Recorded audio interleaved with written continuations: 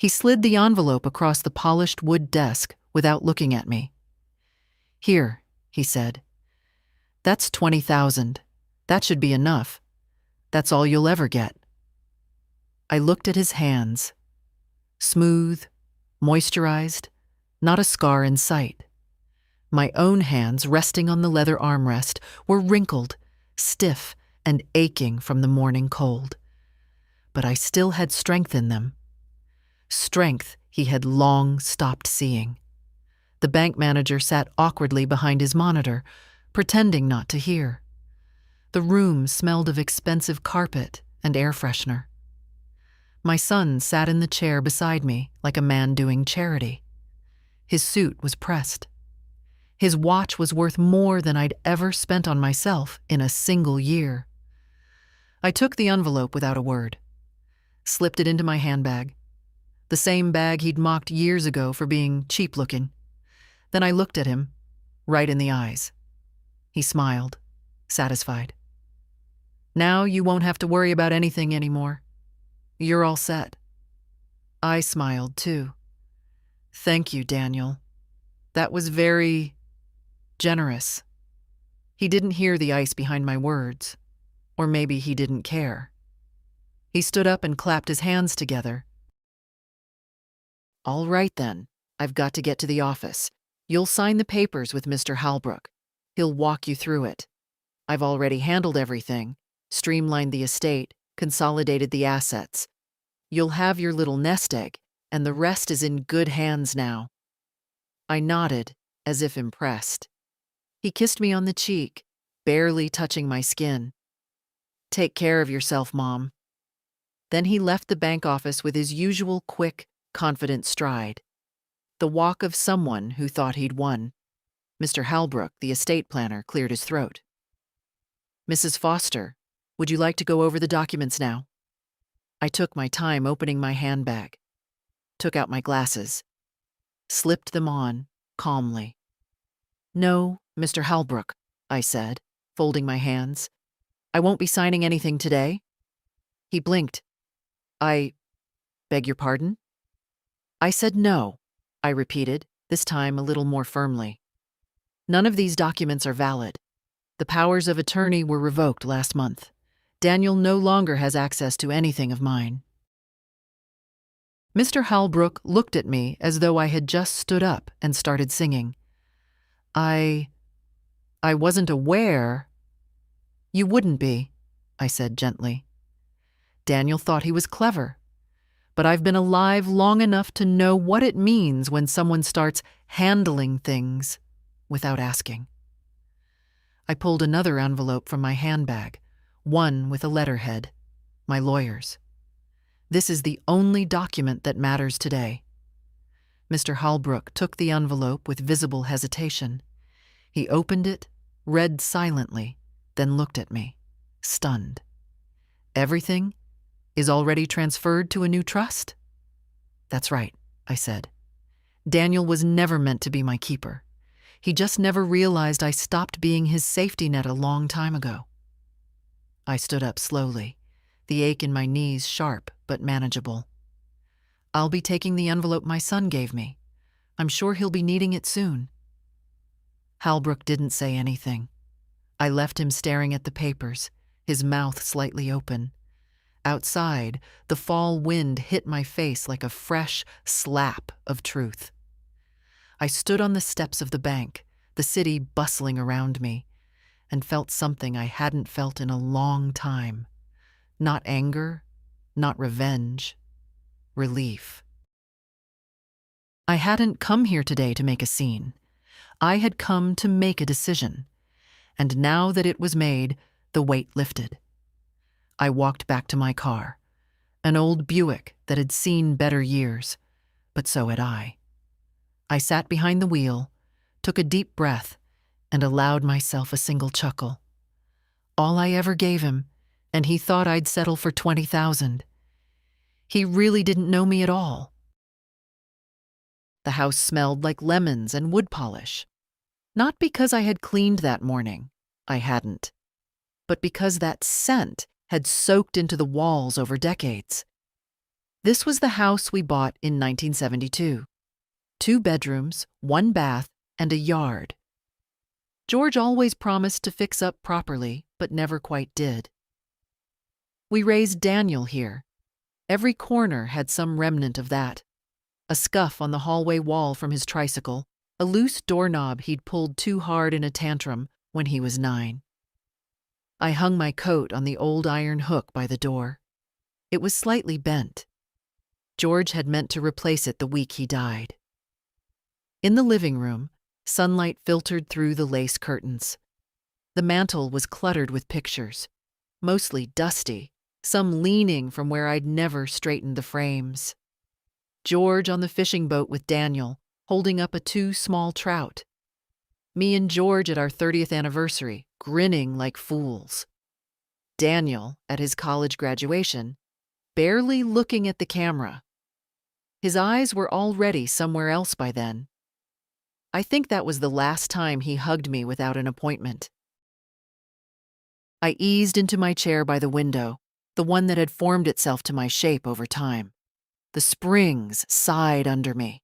Funny, isn't it? How slowly things change. Not all at once. Not with slamming doors or screaming fights. Just little things. Fewer phone calls. Shorter visits. More advice than questions. It had started small. Daniel needed help with rent after grad school. I gave it. Then it was the down payment on the condo. Then the emergency dental surgery for his wife. Then the tutoring for the twins. Then the second car. Then the landscaping. Then. Each time, he said, just this once. Each time, I believed him. The checkbook in the drawer of my secretary desk held the history. I used to write in cursive. Then my hands got stiff, and I switched to block letters. One check after another, neat lines in blue ink. Daniel Foster. Daniel Foster. Daniel Foster. I once joked to George, he ought to put me on payroll. George just shook his head and said, he's our boy. That's what we do. But that was before George died. After that, it was just me and Daniel's needs. I went to the secretary desk now, opened the top drawer, and pulled out the blue folder. Daniel, expenses, it said in my own handwriting, from back when I still made little labels. I flipped it open. Pages of photocopies, notes, receipts. $10,000 for the business that folded in 18 months. $2,400 for the second mortgage I co-signed and later paid. $8,600 for his daughter's private school tuition. I knew these numbers by heart. I knew them because I kept telling myself, this is the last time. Until the last time became today. $20,000 in an envelope. That's all you'll ever get, he said. I smiled now, without humor. That money was going right back into the trust. I rose slowly, joints crackling like dry twigs.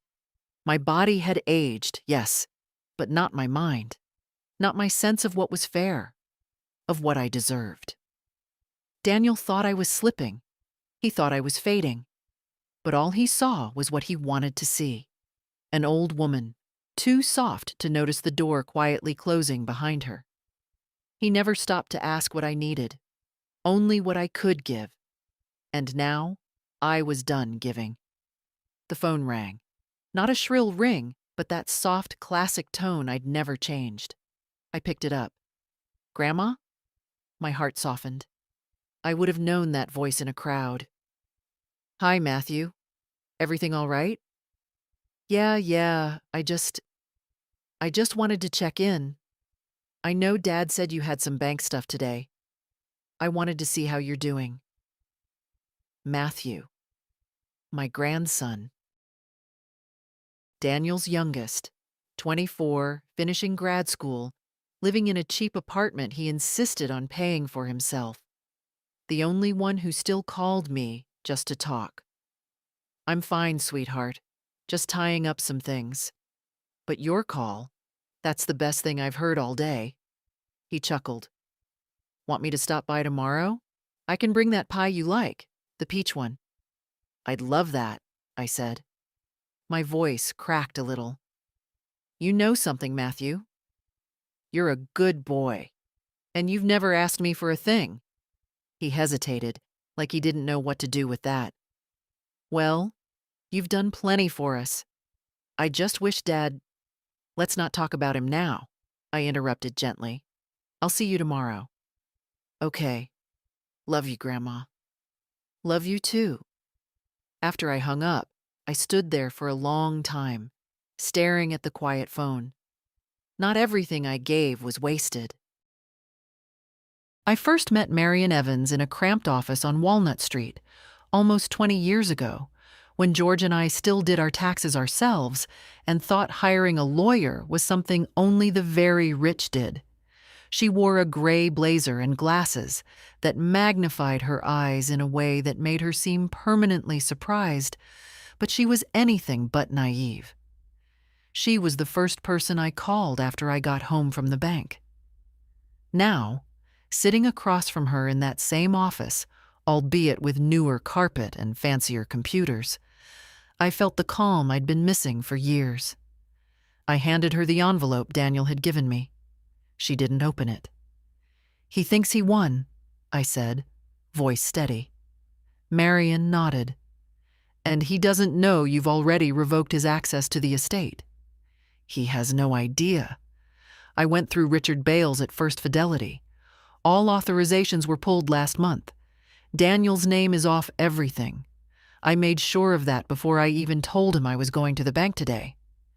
Marion smiled softly, the kind of smile people give you when they think you've finally come around to something they knew all along. I should have done it years ago, I added. But you didn't feel ready. No, I felt guilty. She didn't comment. That was her strength. Silence that made space for truth. He's my son, I said after a moment. I wanted to believe that if I just helped enough, just gave him the chance, the start, the support, he'd eventually see me as more than a bank account with a pulse. I stared at the pale green folder she was assembling in front of her. My name typed on the tab. She was gathering the documents I'd need for the new trust, not Daniel's name on the beneficiary line. Not anymore.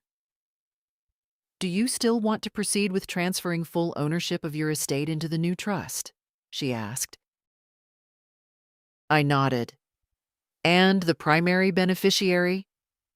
My grandson, Matthew, I said. He's the only one who visits because he wants to, not because he's angling for something. The only one who's ever said thank you without a string attached.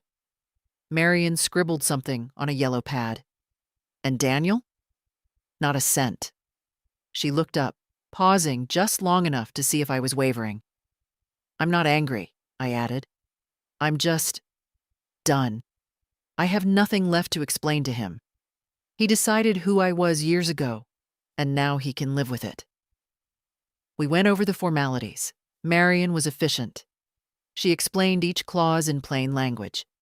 The structure of the irrevocable trust, the healthcare directives, the will revisions. I signed where needed, initialed where asked. After about an hour, she leaned back, satisfied. It's all in motion, she said. Once Matthew comes in to sign his part, we'll finalize the filing. If anything happens to you, your assets are protected. Daniel has no legal claim, not unless you change your mind. I won't, I said. You always were the sharpest woman in this town, she smiled. You just spent too many years pretending not to be. On my way out, I passed the secretary's desk. A vase of fresh flowers sat near the phone. Lilies. George hated lilies, said they smelled like funerals. I smiled at the memory. Outside, the October air bit through my coat. But it felt good, bracing. Honest. I stood on the sidewalk a minute before getting into my car, letting the cold remind me that I was still here, still standing. Daniel thought he'd buried me in paperwork. tucked me away in an apartment I hadn't picked, paid for my groceries with money I once earned myself, and called it generosity. But I wasn't buried. Not yet. I was still the woman who ran a household on one income, who nursed her husband through 2 rounds of surgery, who saved every receipt, read every contract, paid every bill on time, even when it meant going without. I was still her, and she had finally had enough. There's a folder in the back of my filing cabinet I hadn't touched in years. Manila, fraying at the corners, with a rubber band holding it closed. Not because it was private, but because it was full. I took it out the evening after seeing Marion, set it down on the kitchen table, and sat with it the way people sit with old letters from the war. Not fondly, just quietly. The label read, Daniel, Assistance. Inside were receipts, statements, printouts, checks I'd written, copies of transfers, notes in my own handwriting, each one a reason I had given myself to say yes. $18,200, loan for emergency roof repair. $3,000, bridge money for his wife's boutique, which she sold 6 months later. $6,400, the twins' summer STEM camp. $14,000, partial tuition when they missed a scholarship deadline. $7,500, legal retainer when his business partner sued him. $2,100, credit card payoff. Just this once. I could go on. He used to say, I just need a little help to get over this hump. But somehow, Daniel's life was one long hill, and I was the wind at his back. I read each line slowly, not because I couldn't read fast, but because each number came with its own memory, his voice, his face, the way he'd act surprised that I needed time to think, the way he'd get quiet, then disappointed, then cold. Don't worry about it. Forget I asked. So I'd cave. Every time. Because I couldn't stand that coldness, because I wanted to stay useful, because I wanted him to love me, or at least remember that I was a person. And what did I get? Last Christmas, he brought a gift in a designer bag. A jar of artisanal jam.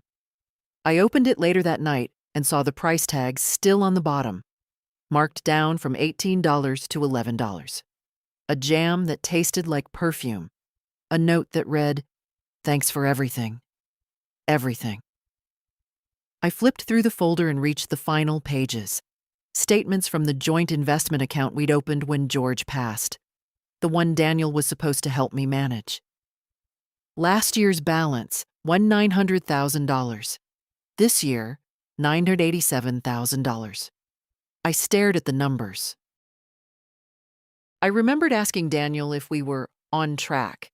He'd smiled, patted my hand, and said, You've got nothing to worry about, Mom. I've been reinvesting. It's all working for you.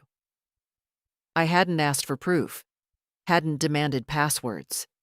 I didn't want to seem suspicious, but now I understood. He wasn't helping me manage my money. He was helping himself to it. And then came today, the final insult. $20,000 in an envelope, like he was closing a tab. That envelope was still on the counter. I hadn't even opened it. Maybe I never would. Maybe I'd frame it. A tiny square symbol for a lifetime of blind love. I put everything back in the folder, removed the rubber band, and took out a pen. I added a note to the final page in red ink. Total given, $894,000.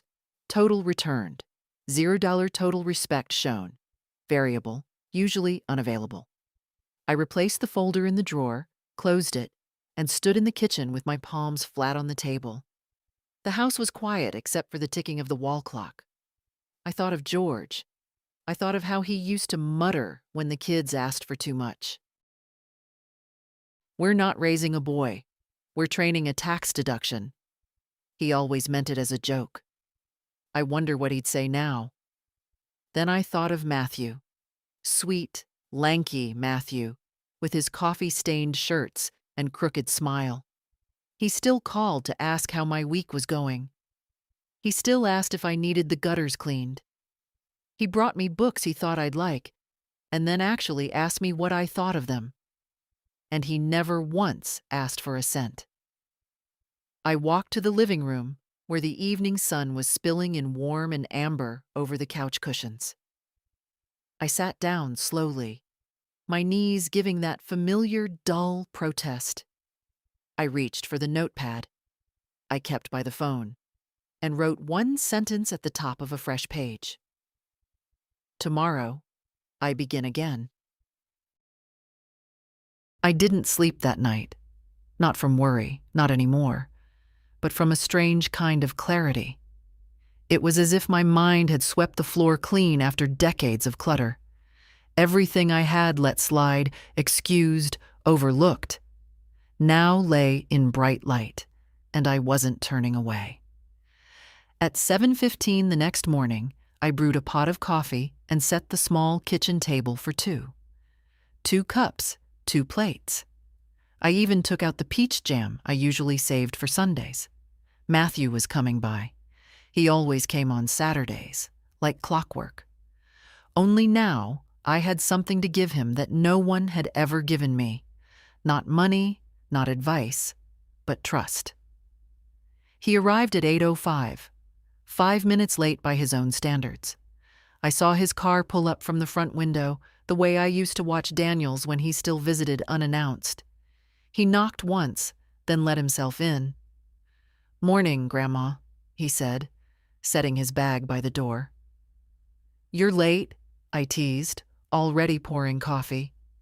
"Don't fire me yet. I've got a pie to make up for it." He placed the box on the table. "From Lucy's Bakery, not the cheap supermarket. Peach crumble." "You trying to make me cry first thing in the morning?" I asked, and he laughed. That deep, warm laugh that always made him seem older than his 24 years. We sat. We ate. We talked about nothing. How the neighbor's maple was finally turning red. How the heating bill was going to be brutal this year. How my porch swing was still holding on despite one chain looking suspicious. And then I said it. Quietly, clearly. "I want to change my will." He stopped mid-bite. "Okay," he said carefully, wiping his mouth. "You sure?" "I'm sure of a lot of things now. I'm sure I spent too long pretending I wasn't disappointed. I'm sure your father sees me as a line item. I'm sure I've confused being needed with being loved. But most of all, I'm sure that you've earned what he never bothered to ask for, my trust." Matthew sat very still. His face didn't light up. It didn't fall. He just listened. "I'm not leaving you money so you can owe me," I continued. "I'm doing it so you can be free. So you never have to become someone like your father. A man who calls helping people a burden, who thinks dignity is something he gets to distribute like allowance." Matthew was quiet for a long time. "I don't want your money, Grandma," he said finally. "I know," I smiled. "That's why you deserve it." We talked through the details. I explained what Marion and I had already prepared: the trust, the inheritance protections, the clause about charitable donations if he ever changed his mind. He listened with the kind of patience Daniel never had, as if what I said might matter more than what he wanted to say next. When we finished, I walked over to the drawer and pulled out the folder marked Daniel Assistance. "I want you to read this someday," I said. "Not now, not while it's still fresh.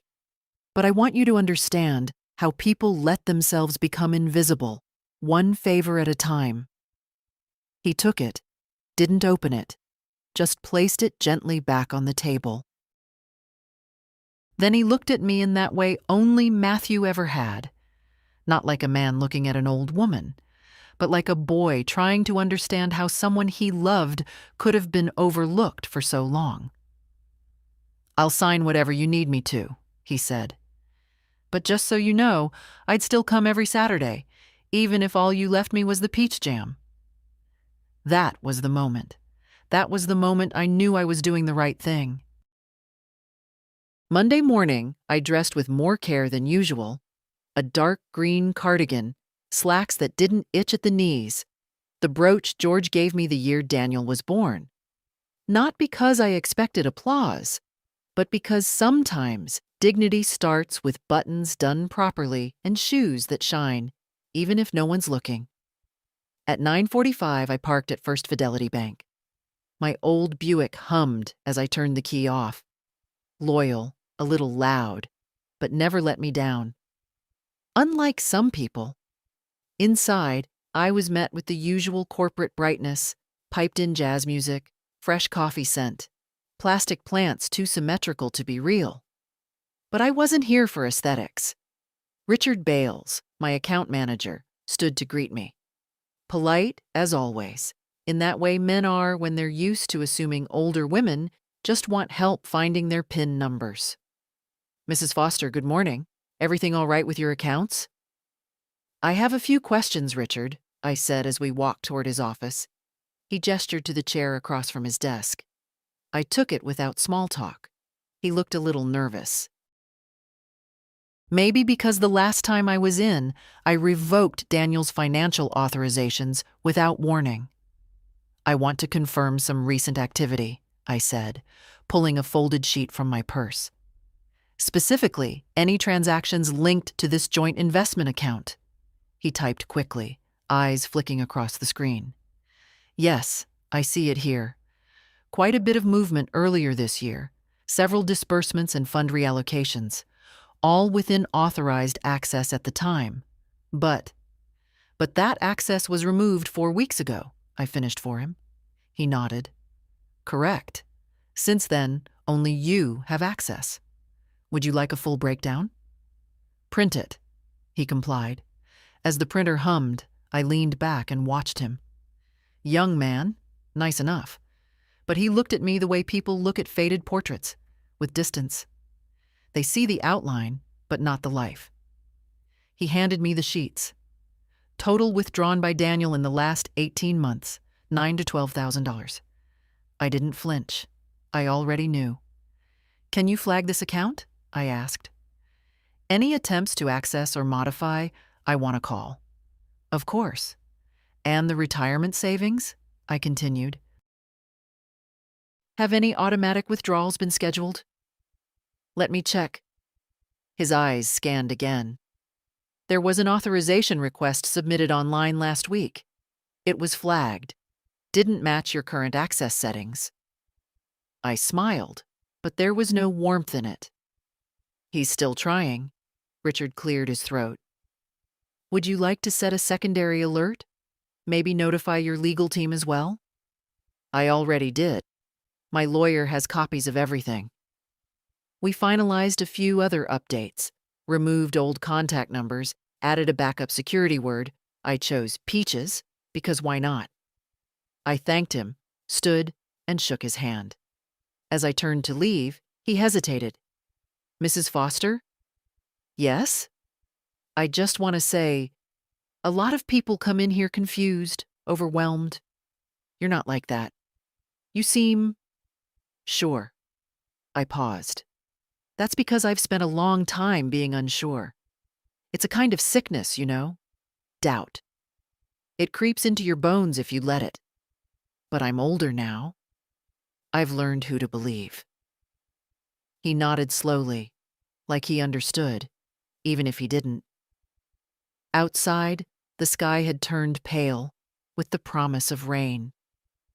I stood on the sidewalk a moment, breathing it in. Some people think justice is loud. I don't. Sometimes it's a piece of paper. Sometimes it's a no, said quietly. Sometimes it's a line on a screen that says, "Unauthorized access denied." He rang the doorbell twice, then knocked, his old rhythm from childhood. The one he used when he forgot his keys after school and wanted me to open quickly. I stood in the hallway, not rushing, just watching the door like it might open by itself and spare us both what was coming. Another knock, then his voice. "Mom, I know you're home." I opened the door. Daniel stood there in a tailored jacket, expensive shoes, and that forced smile he'd perfected over the years, the one he wore in client meetings and at funerals. He held a paper bag in one hand. Wine, probably. Or that damn jam again. "Hi, Mom," he said brightly, stepping forward. "Can I come in?" "That depends," I said, my voice calm. "You here to visit or to explain?" His smile twitched, faltered. Can we talk?" I stepped aside without a word. He walked in like he owned the place, just like always. In the living room, he looked around as if something had changed since his last visit 6 months ago. It hadn't. Still the same faded couch. Still the same worn rug. The only thing different was me. "I brought some things," he said, lifting the bag. "Coffee from that little place you like, and, some biscotti. Leave it in the kitchen." He placed the bag on the counter, then stood awkwardly by the table, clearly expecting an invitation to sit. I didn't give one. He sat anyway. "I was surprised to hear you change the estate documents," he said, as if we were talking about switching hairdressers. "I figured you would be," I replied. He tried to smile again, but it came out crooked. "Look, Mom, I think we've had a misunderstanding. I only set things up at the bank to help. I wanted to take some of the pressure off you." "Is that what you told yourself?" I asked. He leaned forward, hands clasped like a man trying to seem humble. It didn't suit him. "I know I haven't always said thank you, but I've handled a lot too, you know. You haven't made things easy." "How so?" He blinked, surprised at being challenged so directly. "Well, you hold on to things. You don't trust anyone. You've always kept your finances a mystery." "Because I had to," I cut in. "Because every time I told you how much I had, it somehow turned into a list of things you needed." He opened his mouth, then closed it again. "You're mad about the envelope," he said finally. "It wasn't meant to be offensive. I just wanted you to feel secure. You always said you hated uncertainty. And you thought 20,000 would buy my silence? My surrender? That's not what I held up a hand, not to silence him, but to save him from further digging. "Daniel, I raised you. I know what you look like when you lie. You think because I've gotten quiet over the years that I've gotten weak. But you're wrong. I've gotten tired. There's a difference." He slumped slightly in the chair. "Why now?" he asked, voice softer. "Why cut me out completely?" I studied him for a long moment. 48 years old. A grown man. A father. And yet here he sat, like a boy being told no for the first time. "Because you stopped seeing me," I said. "You saw my money, my usefulness, my ability to fix. But not me. Not the woman who gave up her career so you could go to private school.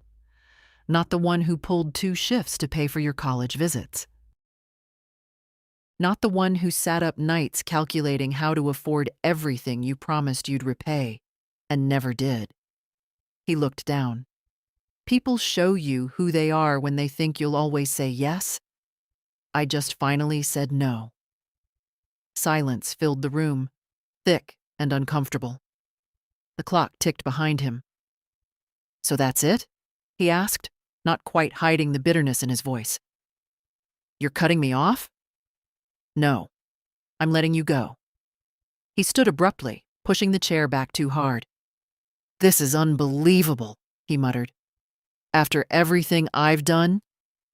"Exactly," I said, standing too. "After everything you've done." He stared at me, jaw clenched, but found no words, just picked up his coat, turned toward the door, and walked out without another sound. I waited until I heard the car drive off. Then I sat down and poured myself a cup of coffee from the pot he brought. It was still warm, strong, bitter, exactly how I liked it. I didn't cry after he left. I thought I might. I'd braced for it, in fact, like bracing for rain you're sure is coming. But it never came. Just a steady, quiet emptiness that wasn't sadness anymore, only space. And in that space, I could breathe. For the first time in years, I didn't feel like I owed anyone anything. I walked through the house slowly, not to tidy or fuss, just to see it again as mine. The soft rug Daniel once called outdated. The bookshelf he'd once suggested I clear out for when you downsize. Every corner still bore my touch, not his. George's chair was still near the window. The Afghan his mother made still folded over the armrest. I sat there now and let the light fall across my hands. Hands that had once washed his tiny feet in the sink, stitched his torn jeans, wrote every birthday card, even the years he forgot mine. Letting go wasn't a bang. It was this. Quiet. Still. Certain. That afternoon, I opened the cedar chest at the foot of my bed. Inside were things I hadn't touched in decades. George's letters from Korea. My wedding gloves, yellowed now. A little box of Matthew's childhood drawings, tied with string. And beneath it all, a red leather-bound journal I hadn't seen since the year George died. I'd forgotten I kept it. Started it the day after the funeral. I flipped it open. April 13th. Woke up today and the house didn't feel like home. Daniel cried at the service yesterday, but I think he was scared more than sad. I don't know how I'm going to do this alone, but I will. The entries were short. Some were barely a paragraph, but they painted a picture even I had stopped looking at. May 7th. Daniel wants to quit his job and start a landscaping company. Says he has a friend who'll back him. Asked for $10,000 to cover his end. I said yes. I wish I'd said, give me a plan first. July 29th. Daniel didn't come for George's birthday. Said he forgot. I didn't cry. Just made George's favorite lemon cake anyway and sat on the porch. Alone. And so it went. Over the years, the tone changed, not into bitterness, but into something colder. Resignation. As if I was recording weather. Sunny, rainy, neglected. I turned to the last entry, dated 6 years ago. November 2nd. He asked again. Said it was the last time. It never is. I don't know what hurts more, that he asks or that I keep saying yes. I closed the journal. That was the woman I had been, loyal to a fault, generous past reason, convinced that love was something you proved through sacrifice. But not anymore. I carried the journal to the fireplace, opened the grate, stood for a long time with the pages in my hands. I thought I would burn it, a ritual of sorts, but instead, I turned and placed it gently on the shelf, beside George's old pipe and a photograph of us taken in 1978, sunburned and laughing on a dock. Some things didn't need to burn. They just needed to be seen. That evening, I wrote a letter. Not to Daniel, not to anyone who owed me anything, but to myself. To Geraldine, you are not a mistake, not a backup, not a burden. You are not too much or not enough.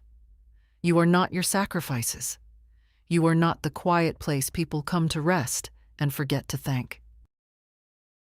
You are a woman who survived loss, gave more than was asked, and still found the strength to say, enough. Some people will never see you, but you see you now, and that is enough. Love, me. I folded the letter and placed it in the nightstand drawer. Tomorrow, I would call Marion.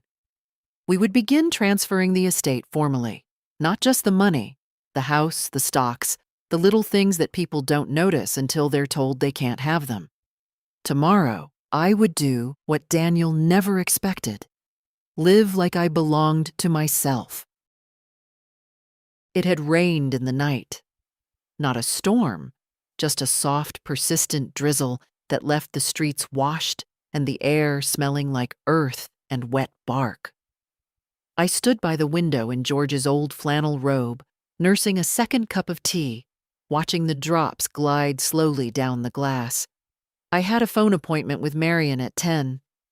But before that, I needed to do something I'd been putting off for years. I pulled down the metal box from the hallway shelf, the one with our marriage papers, old insurance forms, deeds. Beneath the folders was a smaller envelope I hadn't opened since George's funeral. It was labeled in his handwriting, "For when things get difficult." I didn't cry opening it. I didn't even blink. Just slipped the letter out and unfolded the yellowing page. My Geraldine, if you're reading this, I'm probably gone. You're probably in your robe, drinking something hot, pretending you're not overwhelmed. I know you, love. I don't know what's coming next for you, but I know this: you're stronger than you give yourself credit for. You always were. When the washer broke and we had no savings, you found a neighbor's machine, did laundry at midnight, and never complained. When Daniel broke his arm in 3rd grade, you didn't panic. You just carried him through the ER doors like a soldier. But the thing about strength is, people see it and think they get to lean on it forever. They forget it costs you something. I'm asking you now, don't let anyone drain the rest of you. Not even our son. Especially not him.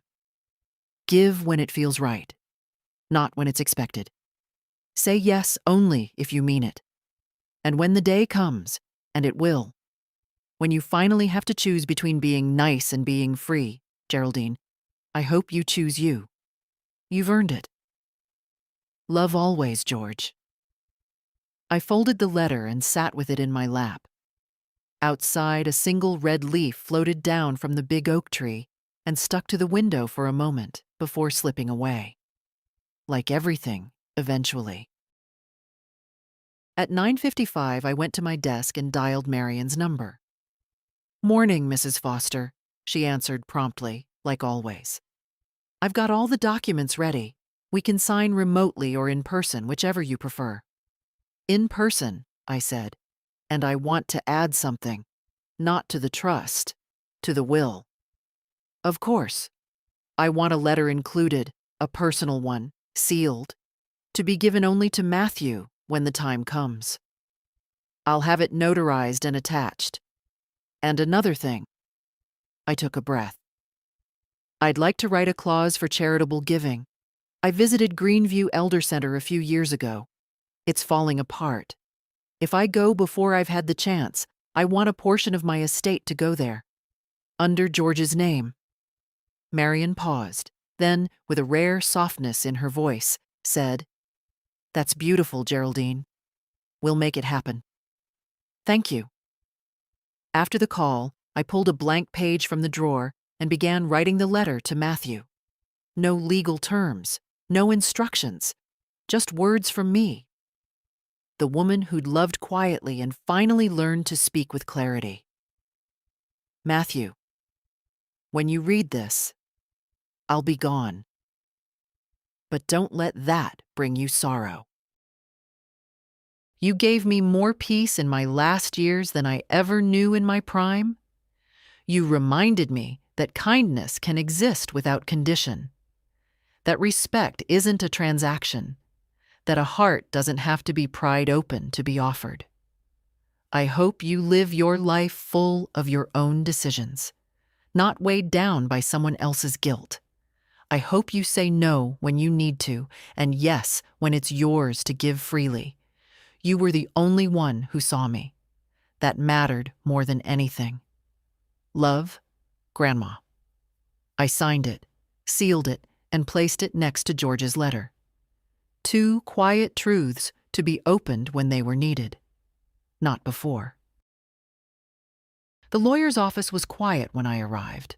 Not empty, just the kind of quiet that comes from thick carpet, old wood, and people who speak in low, decisive tones. Marion's assistant greeted me with a warm smile, offered tea, and led me to the same room we'd sat in 2 weeks prior. Marion was already there, papers neatly stacked, pen beside them. No small talk this time. She knew I wasn't here to chat. "The documents are ready," she said. "The trust, the revised will, and the charitable clause. All filed and backed up. Once you sign today, it's legally binding." "Good," I said, taking my seat. "Let's do it." She passed me each sheet with steady hands. I read every word, not because I doubted her, but because it mattered that I owned every line. The trust was in Matthew's name, not to be touched until he turned 30, except for emergency use with documented approval. Sensible, protected, fair. The will named no primary family beneficiaries, not Daniel, not his wife, not the twins who hadn't spoken to me since the Christmas. I didn't buy them the gaming console they wanted, just Matthew and the care center. "I included a clause," Marion said, tapping one of the pages, "that if Matthew declines or becomes ineligible, the estate goes into a scholarship fund in your name." I nodded. It felt right. No one would ever again say my name and think of it as a checkbook. If they spoke of me, they'd speak of something planted, not handed out. When it came time to sign, I took the pen carefully. My hands were steadier than I expected. Each stroke of the pen felt like a door closing. Not with anger, but with finality. Marion notarized the signature. "It's done," she said. "Unless you change your mind, this is now the legal structure of your estate." "I won't change my mind." She studied me for a moment. "You know," she said, almost shyly, "I see a lot of women come in here late in life. Some are still waiting for permission. You're not." I looked at her and smiled. "I stopped waiting. That's all. You'd be amazed how clear things become when you realize no one's coming to save you, and you don't need them to." We shook hands. As I was gathering my purse, she reached into a drawer and handed me a small envelope. "I took the liberty of printing your letter to Matthew on cotton paper. It'll keep longer. This copy is sealed and filed with the estate. But this," she tapped the envelope in my hand, "this one's yours to give now or keep." I thanked her, took the envelope, and left. Outside, the sky had cleared. The wind had lost its chill. I stood on the curb for a while, feeling the weight of nothing. No guilt, no fear, no should-haves buzzing in my ears. Just a quiet knowing. I drove home with the window cracked, letting in the scent of dry leaves. I passed the gas station where Daniel once insisted I let him pay, and then used my credit card anyway. I passed the cafe where I used to meet other widows for coffee, where we'd all pretend our children called more than they did. At home, I placed the envelope on the nightstand beside George's letter. Later that day, I called Greenview Elder Center, asked for the director. "Yes, hello," I said, when she picked up. "My name is Geraldine Foster. I'd like to speak to someone about making a private donation." The director paused, probably expecting something modest. "Would you be open," I continued, "to a partnership that would fund an entire renovation wing? I'd like it to bear my husband's name." There was a silence, then a flurry of gratitude and flustered professionalism. "No publicity," I added. "I'm not doing this for a plaque. Just do good with it." After the call, I sat back in George's chair and looked around my living room. So many years spent wondering if I was making the right choices for other people. Now finally, I was making them for me.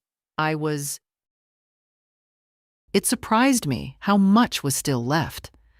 After all the withdrawals, the favors, the quiet disappearances of large sums masked as temporary help, I'd assumed what remained of my estate would be a shadow of what it once was. But when I sat down with the financial auditor Marion recommended, a soft-spoken woman named Clarissa with a tidy notebook and an even tidier mind, I learned the truth. "You're not broke, Mrs. Foster," she said, flipping to the final page of her folder. "You're far from it." She'd gone over every account, every stock, every bond, cross-referenced them with 10 years of tax filings and all the disbursements made under Daniel's previous access. "You lost nearly $1 million, she said gently, "but you still have just over $5 million remaining, including the house and its equity." I blinked. I don't know why I was surprised. Maybe because so many years of depletion had made me forget I'd once been a woman who saved, who invested, who refused to buy what she couldn't pay off by the end of the month. $5 million. After all that. Clarissa passed the summary sheet across the desk. "You've weathered worse storms than you realize." I looked at the total, then at her. "No," I said. "I just stopped pretending the leak wasn't there." She smiled, not quite getting it, but polite enough to let the comment pass. We talked for another 20 minutes about how to manage the funds moving forward, the trust structures, the charitable commitments, the safe growth options. It was the kind of conversation I used to imagine George and I would have in retirement, sipping tea, dreaming of little luxuries. Only now, it was just me. But for the first time, that didn't feel like a deficit. It felt like ownership. "I have one more question," I said as I stood to leave. "How quickly could someone drain these accounts if they had access?" Clarissa didn't miss a beat. "Quickly. One wire transfer, the right passwords, and it could all be gone in hours." "And if they didn't know I'd locked them out?" "They'd likely find out when the transfer failed." "Good," I said, and shook her hand. Back home, I stood in my kitchen and looked at the same white stove I'd had for 30 years. I had enough money to replace every appliance, knock out a wall, redo the floors. But I didn't want to. I'd rather spend it on someone else's better future than on marble countertops. I picked up the phone and called Matthew. "Hey, Grandma," he answered on the second ring. His voice was like balm on a sunburn. "You busy tomorrow?" "Not if you need me." "I want to show you something," I said. "Bring a notebook." He hesitated. "Are we doing estate stuff?" "Yes," I said, "but not the kind you think." The next day, he arrived in jeans and a sweatshirt, looking like the boy I used to pick up from soccer practice. We sat in the dining room, me with my old tin box of savings ledgers, and him with a new leather-bound notebook, already filled with tabs and notes. I showed him how I'd done it, the way George and I had saved our first $10,000 by putting $50 a week into a plain blue envelope taped to the back of the pantry shelf. How we never touched that envelope, not even when the roof leaked. He listened, nodded, asked questions. "Why are you showing me all this?" he asked at one point, confused. "You've already given me the trust." I looked at him hard and smiled. "Because money without memory makes fools. I'm not giving you wealth, Matthew. I'm giving you a foundation. But if you don't know where it came from, what it cost, you'll spend it like Daniel did." He swallowed. "I won't." "I know," I said. "That's why you're the one sitting at this table." We sat until the sun went down. I made sandwiches. He offered to do the dishes. I let him. In the quiet afterward, I opened the drawer and took out the envelope Marion had given me.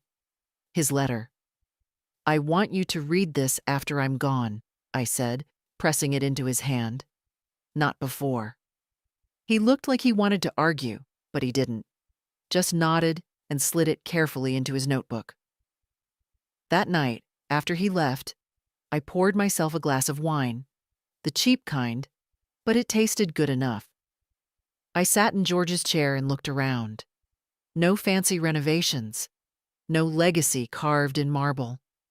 Just this house, this quiet, and the certainty that the rest of what I had would not be wasted.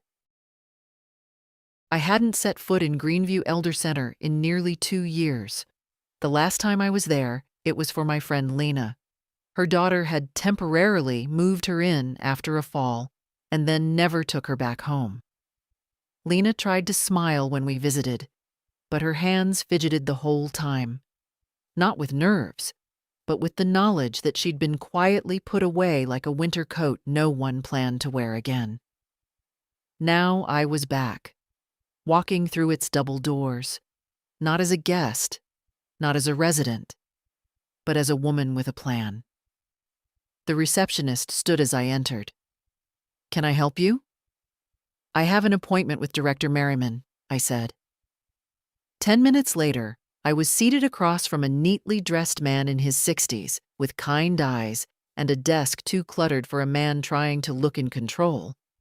I liked him instantly. "I appreciate you coming in, Mrs. Foster," he said. "When your lawyer contacted us, I admit I was surprised. I imagine you were. People don't usually donate large sums without strings. And you're donating anonymously?" "Not exactly anonymously," I said. "The new wing will be in my husband's name. George Foster. No press. No photo ops. Just a simple plaque and real improvements." He leaned forward, intrigued. "What kind of improvements do you have in mind?" "I want the south wing rebuilt," I said. "It leaks. It smells like mildew in the back hallway. The bathrooms are narrow, the handrails are loose. You know that already. But you've been waiting on county funds that'll never come." He nodded slowly. There was no need to pretend. "I toured it with Lena," I added. "She died in that hallway, after her call button failed." His face fell. "I remember. It was a hard week." "It was a cruel week," I corrected. "And I promised myself I'd never end up in a place like this. Not because it was evil, but because it had been abandoned by people who should have cared." He rubbed his hands together, then looked at me more directly. "I want to fix it too, Mrs. Foster. I've just never had the funding." "Well," I said, setting a sealed envelope on the desk, "you do now." He didn't open it immediately, just stared at it, then at me. "Can I ask why you're doing this?" "Really?" I thought for a moment. "Because I was almost sent here," I said. Daniel had plans. Quiet ones. Papers already drafted. He thought if he framed it as concern, I'd go willingly. But he didn't understand that being old doesn't mean being unaware. He was quiet. "I'm doing this," I continued, "because some of us don't have sons who check on us. Some of us sit in that south wing with no visitors and a cracked cup of cold tea, and they still try to hold on to their dignity. I can't fix all of it. But I can fix this." He opened the envelope. When he saw the figure, his mouth parted slightly. "This will cover the entire rebuild," he whispered. "I know," I said, "with enough left for staffing upgrades too." I did the math. He stood, reached out to shake my hand, then paused. "I wish more people were like you." "No," I replied. "You should wish more people saw people like me before it's too late." On the way out, I passed the recreation room. Bingo was underway. One woman sat alone in the corner, watching the others, her hands folded neatly on her lap. I caught her eye. She smiled, polite, as if not to take up too much space. I smiled back, just as polite, but with a little more weight behind it, because I was coming back, not as a patient, as a woman with a checkbook, a vision, and a name that meant something now. It was Matthew who told me. He showed up at the door on a Thursday, earlier than usual, holding a grocery bag in one hand and a folded envelope in the other. I could tell by his face it wasn't a regular visit. He set the bag on the counter without a word and followed me into the living room. "He knows," he said. I didn't ask who. "I saw him," Matthew continued, sitting across from me. "Dad, I was meeting a friend for coffee, and he was there, talking to some guy about legal options. He didn't see me." I waited. "He was trying to find out if the trust could be challenged," he said. "If he could claim you were coerced or mentally unfit." I didn't sigh. I didn't flinch. I just nodded once, like a woman who already expected the storm and had braced the windows days ago. "And?" I asked. Matthew opened the envelope. A printout of an email chain from Daniel to a local attorney, followed by a firm response. They told him no. The documents are ironclad, witnessed, notarized. The trust is irrevocable. The estate is no longer under his reach. He can't touch a thing. He passed the pages to me, but I didn't need to read them. I just held them, like a certificate of release. "He's angry," Matthew added. "I know. He said I was being manipulated, that I'm young, that I don't understand how this makes him look." I looked at my grandson, a boy with his father's jawline, but not his posture. He didn't shrink. He didn't beg. He didn't look away. "I told him," Matthew said, "that you were the first person who ever believed in me without expecting anything back. That this wasn't about money. It was about dignity." I felt my throat tighten, but I didn't cry. That part of me had already run dry. He reached into his coat and pulled out a folded letter. "He wrote this. Asked me to give it to you." I didn't take it. Not yet. "Did you read it?" Matthew hesitated. "No. I figured if you wanted to, you would." I nodded and finally reached for it. It was a single sheet. Daniel's handwriting. Neat, practiced, like everything he'd ever done. I unfolded it and read it silently. "Mom, I don't know what you think I've done. Or maybe I do, and I just never expected you to actually push back. I was trying to take care of things. I've always been the one to handle the mess, haven't I? You let me. For years. And now suddenly I'm the villain? I don't understand how you could do this. Cut me out completely. Reward Matthew like he's some saint just because he visits on Saturdays. That's not loyalty, Mom. That's weakness. But fine. If this is what you've decided, then I'll respect it.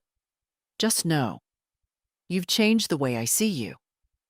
Daniel." I folded it once, then again, and then placed it under the coffee mug on the table. "Do you want me to take it back?" Matthew asked quietly. "No," I said. "Let it sit here. It belongs right where he left me, under something heavier." He didn't smile, just nodded. Later that evening, we sat in the kitchen while the kettle boiled. I watched Matthew from across the table. He looked tired, not the kind that comes from work, but from watching someone you love unravel in slow motion. "He doesn't hate you," Matthew said finally. "He just doesn't know how to see you." I reached for his hand across the table. "I'm not doing this so he'll hate me," I said. "I'm doing this so he'll finally stop mistaking my silence for agreement." Matthew squeezed my fingers gently. "You think he'll ever understand?" "No," I said. "But that's not my job anymore." I drove out to the care center alone. Not because Matthew wasn't willing, he offered twice, but because some things you have to do with your own two hands. I didn't tell him what for. I didn't tell anyone. The new south wing wasn't finished yet, but you could see its bones. Fresh beams, bright insulation, wide door frames, new tile stacked neatly beside buckets of grout. I walked the length of it slowly, nodding to the construction workers who barely looked up. Just another old woman passing through. There was a temporary plaque nailed to a plywood wall near the entrance. Future home of the George Foster Residential Wing. Built with care. Built with love. Built with dignity. I stood and stared at it until the air chilled my neck and the wind made my knees ache. But I didn't move. Because for the first time in my life, something bore our name without shame or debt attached to it. Not a bill, not an IOU, not a favor to be returned. Just a gesture that meant we were here and we mattered. When I got home, there was a message on my machine. Mom, it's me. Daniel, I just wanted to say I've been thinking. Maybe we could talk. Maybe I didn't handle things right. Just call me back. If you want. No apology. Just suggestion. Just noise. I didn't call back. Instead, I sat with a pen and a notepad and made one final list. Not of what I owed or what I'd given. That ledger was closed. No. This one was different. Would I keep my name, untouched, my home, warm and quiet, my grandson, kind and steady, my memories intact, my letter from George, my strength reclaimed, my silence finally earned. Later, I took down the dusty box from the hallway closet. Inside were old photo albums, Christmas cards, a broken ceramic angel from the first nativity set George bought me. At the bottom, beneath yellowed wrapping paper and bent recipe cards, was a stack of Daniel's childhood drawings. Stick figures with enormous heads, crayon houses, a mother with spaghetti hair and stars for eyes. I almost tossed them. Almost. But something in me stopped. I placed them back gently. Not out of sentiment. Not out of softness. But because even if he no longer saw me, I remembered the boy who once did. That was enough. That night, I made myself a proper dinner. Roasted vegetables, toast, a glass of red wine. No frozen tray, no crumbs over the sink. I sat at the table, used a cloth napkin, played Billie Holiday on the old record player, and I didn't feel alone. I felt full. It rained on the day the renovations were completed. Not a heavy rain, just a soft, steady mist that clung to everything and made the new concrete path outside the George Foster wing shine like glass. I stood beneath the overhang, hands folded, watching as the workers loaded up the last of their equipment, one by one. The director offered a ceremony, a photo, a speech. I declined them all. I didn't need applause. I needed to know I had done what was right, not for my legacy, but for my peace.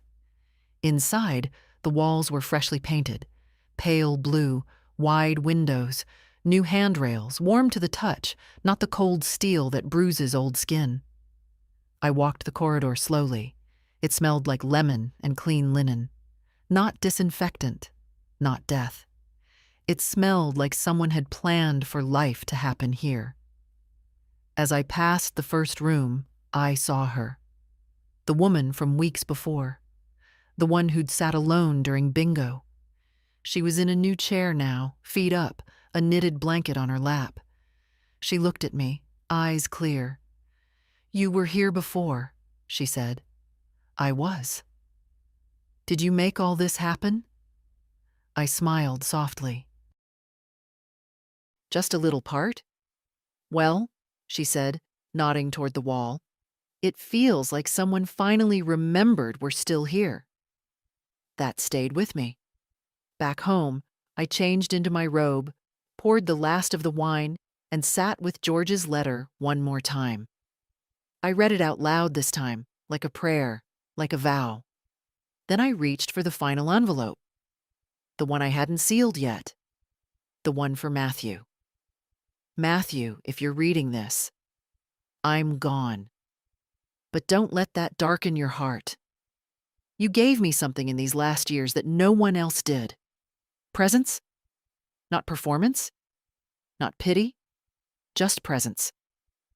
I want you to live without guilt, without fear, without the weight of being someone else's redemption project. You owe nothing. You owe no one. Take the money. Use it wisely. But more than that, take the example. Say yes when it matters. Say no when it saves you. Show up. Stay soft. Let people earn your trust, not assume it. You never had to prove yourself to me. You already were the proof that love, real love, can skip a generation and still find its way home. Live well, sweetheart. And when the time comes, pass it on. Love always, Grandma. I sealed it. Set it beside his name in the trust folder. Then I turned out the light and let the quiet hold me. I wasn't leaving with bitterness. I wasn't fading with regret. I was ending my story on my terms. With clarity, with strength, with love, and without apology. Because I was never just someone's mother, or wife, or bank account. I was someone who saw everything, remembered everything, and finally chose myself. If this story found you at the right time, share it. Tell someone who needs to remember their worth, because it's never too late to reclaim your voice. Not ever.